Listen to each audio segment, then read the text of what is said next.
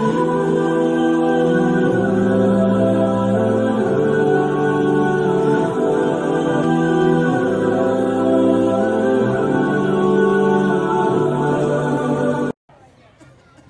پڑھو، شام کو پڑھو، ظہر پڑھو، عصر پڑھو، ساری نمازیں پڑھو۔ 5 نمازیں فرض ہیں ہم پر، ہے کہ نہیں ہے؟ ایمان کے بعد نمازیں کیا ہیں ہم پر؟ فرض ہیں۔ اب میں عرض کروں، توحید و رسالت یعنی لا الہ الا اللہ محمد رسول اللہ صلی اللہ، اپنے ایمان کو مضبوط کرنے کی ضرورت ہے۔ وحدانیت خدا اور رسالت محمد رسول اللہ اور دیگر جتنے بھی احکام ہیں جو مصطفیٰ نے فرمایا، وہ سب کے سب جتنے بھی ہیں ان کا نتیجہ ایمان ہے۔ ان کا نتیجہ کیا ہے بولیں؟ ایمان ہے۔ ان کو مان لینا، حضور کی ذات، صفات اور فرشتوں کو ماننا، حشر و نشر کو ماننا، ان سب کا نتیجہ ہے ایمان۔ اور اسلام کا دوسرا رکن ہے نماز۔ کیا ہے بولیں؟ نماز۔ نماز پڑھیں گے انشاءاللہ۔ میرے نبی کی آنکھوں کی ٹھنڈک نماز ہے۔ اور نماز کے اندر بھی حضور کی تعظیم و توقیر کرو، نماز کے باہر بھی حضور کی تعظیم و توقیر کرو۔ ڈاکٹر اقبال نے یوں ہی نہیں کہا، ریاضت نام ہے تیری گلی میں آنے جانے کا، تصور میں تیرے رہنا عبادت جس کو کہتے ہیں۔ اور میرے آقا نے فرمایا، سلو کما رأیتمونی اصلی، تم نماز ایسے پڑھو جیسے مجھے نماز پڑھتا ہوا دیکھا۔ ہے کہ نہیں ہے؟ تو حضور کا تصور، حضور کی محبت نماز سے باہر بھی رہے، نماز کے اندر بھی رہے۔ لیکن ہم یہی سلام پڑھتے ہیں، السلام علیکہ ایہا نبی، السلام علیکہ ایہا نبی، پڑھتے ہیں کہ نہیں؟ پڑھتے ہیں نا؟ تو نماز سے باہر بھی کہتے ہیں الصلاۃ والسلام علیکہ یا رسول اللہ۔ تو کا برائے خطاب ہے، کا برائے خطاب ہے، گویا کہ مصطفیٰ کریم حاضر بھی ہیں، حضور ناظر بھی ہیں۔ تو تحفظ ایمان کانفرنس، ایمان سے متعلق جتنے بھی عقائد ہیں، عقائد اہل سنت وہ قرآن و حدیث سے ثابت ہیں، مصطفیٰ کریم کے صحابہ نے ثابت کر دیا، تابعین نے ثابت کر دیا، امام اعظم ابو حنیفہ نے ہمیں دے دیا، اور 14ویں صدی کے مجدد امام اہل سنت الشاہ امام احمد رضا محدث بریلوی نے ہمیں وہ دے دیا۔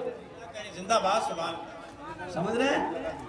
اعلیٰ حضرت عظیم البرکت رضی اللہ تعالیٰ عنہ فرماتے ہیں، میرے کریم سے گر قطرہ کسی نے مانگا، دریا بہا دیے ہیں، دربے بہا دیے ہیں، اور ملک سخن کی شاہی تم کو رضا مسلم، جس سمت آ گئے ہو سکے بٹھا دیے ہیں۔ اعلیٰ حضرت کو پڑھنے کی ضرورت ہے۔ یوں ہی نہ کہو، بہت سارے لوگوں کی خواب خیالی ہے، وہ اعلیٰ حضرت کو پڑھ نہیں رہے ہیں اور ان سے دوری اختیار کر رہے ہیں۔ ایسا نہیں کرنا چاہیے۔ آپ کو اگر اپنا ایمان بچانا ہے، آپ کو غوث پاک کو بھی پڑھنا ہوگا، آپ کو مفتی اعظم کو بھی پڑھنا ہوگا، آپ کو امام اعظم کو بھی پڑھنا ہوگا، اور 14ویں کی صدی کے مجدد امام اہل سنت امام احمد رضا کو بھی پڑھنا ہوگا۔ پڑھیں، آپ کتابیں پڑھیں ہوئی۔ تو خیر، میں اپنی بات کو مختصر کرتے ہوئے چند اشعار آپ کے پیش نظر کروں تو دوسری پڑھیں، اللہم صلی علی سیدنا محمد و علی سیدنا محمد مبارک وسلم۔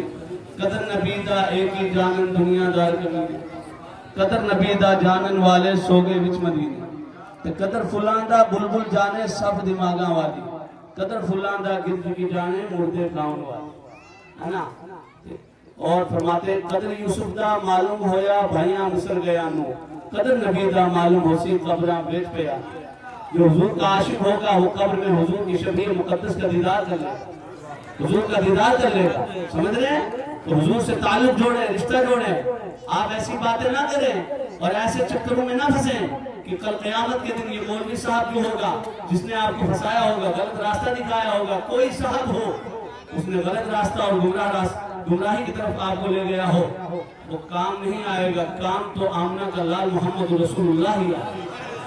سمجھ رہے ہیں آپ؟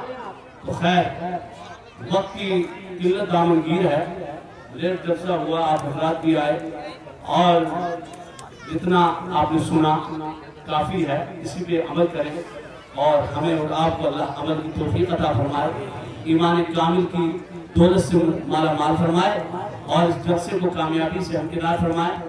مفتی صاحب دامت ظلہ العالی تشریف لائے ہیں اور ہمارے نہایت ہی محب گرامی مولانا سید والد حسین شاہ صاحب مشہدی، ان کا بھی خطاب نایاب ہوگا ماشاءاللہ، اور دیگر سادات کرام اور علماء کرام سب حضرات یہاں در وغیرہ ہیں۔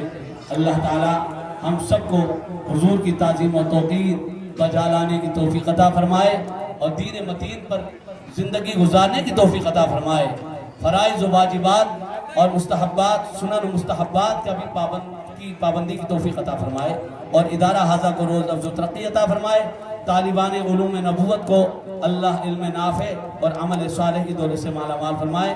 استغفر اللہ تعالی ربی من کل ذنب و اتوب الیہ، وسر و توبہ، لا الہ